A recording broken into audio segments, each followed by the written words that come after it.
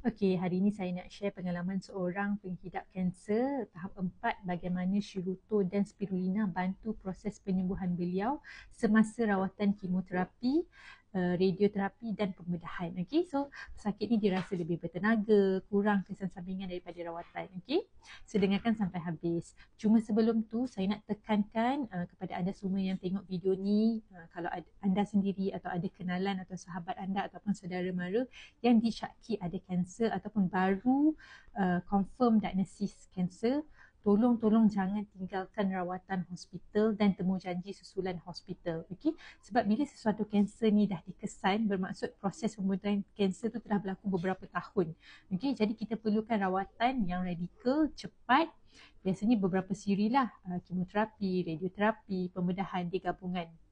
Okay, untuk kita buang kanser ni dan elakkan dia daripada jadi semula. Okay, so kita tahu proses rawatan kanser ni tidak mudah, ada kesan sampingan dia. Okay, ada risiko-risiko dia. Okay, so bincangkan dengan doktor yang merawat anda. Okay, apapun pilihan anda, pastikan anda tidak tinggalkan temu janji susulan. Okay, supaya apapun pilihan anda daripada rawatan tu, kita dapat tengok balik sama ada anda lepas tu semakin baik atau tidak. Okay, so jom kita dengarkan pengalaman pesakit ni, macam mana Shirutto dan Spirulina bantu beliau rasa lebih bertenaga waktu kemoterapi dan kurang kesan-kesan sampingan semasa rawatan dijalankan. Sebab saya memang kemo, saya memang buat radioterapi, saya memang operation, memang buat. Okey, so masa kemo kena dia saya tak larat. So dari situlah saya mula menggunakan Shirutto dengan Spirulina. So bila kita makan tu dia macam ada tenaga tau. Jadi masa lepas kemo ke-7, saya dah jadi macam berbelah bagi, 50-50, nak operate tak nak operate. Tapi masa tu doktor kata you kena juga buang sebelah payudara you sebab takut sebelah nanti dalam masa 6 bulan you akan datang semula. Dia cakap macam tu. So kita ni macam mana nak cakap, doa buat solat hajat, macam tenang je hati, tak apalah. Macam bila bincang dengan suami pun tak apalah, dia kata asal you sihat. Kalau you tak sihat, dia kata nanti sakit semula susah. Kalau you tinggalkan anak-anak, macam tu lah kan kita sah. So bila kita dah operate 1 bulan 6, sebulan lepas tu berjumpa dengan doktor semula. Masa tu tapi yelah kan ada orang kata kita terima dengan redha hati nasi kita, semua tak ada kanser. Yang dibuang tu tak ada di kelenjar, tak ada di kulit, semua tak ada. Semua dah tak hilang. Semua tahan, hilang sebab daripada memang saya didiagnosis sebagai breast cancer stage 4 sebab dia ada di paru-paru kan. Tapi bila kita dah operate sebulan lepas tu semua tak ada kanser. Tak makan tu. Masa tu memang Shirutto dan juga Spirulina. Banyak mana? Spirulina 10 biji je, 10 biji pagi, 10 biji malam. Itu saja. Shirutto masa tu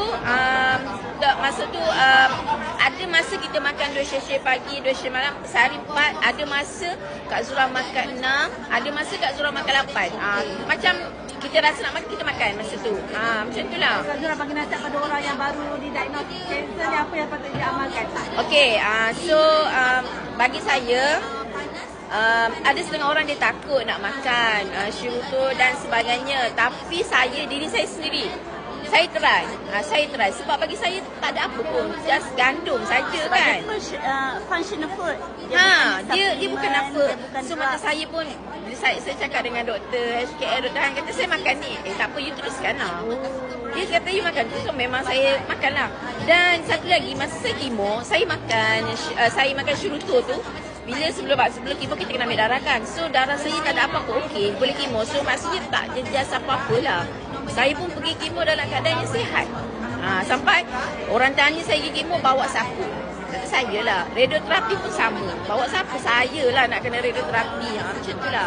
Alhamdulillah sihat. Berapa lama Kak nak kemo Kak Zura?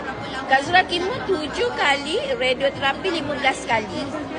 So yang kalau yang radioterapi tu ambillah syuruto. Sebab apa?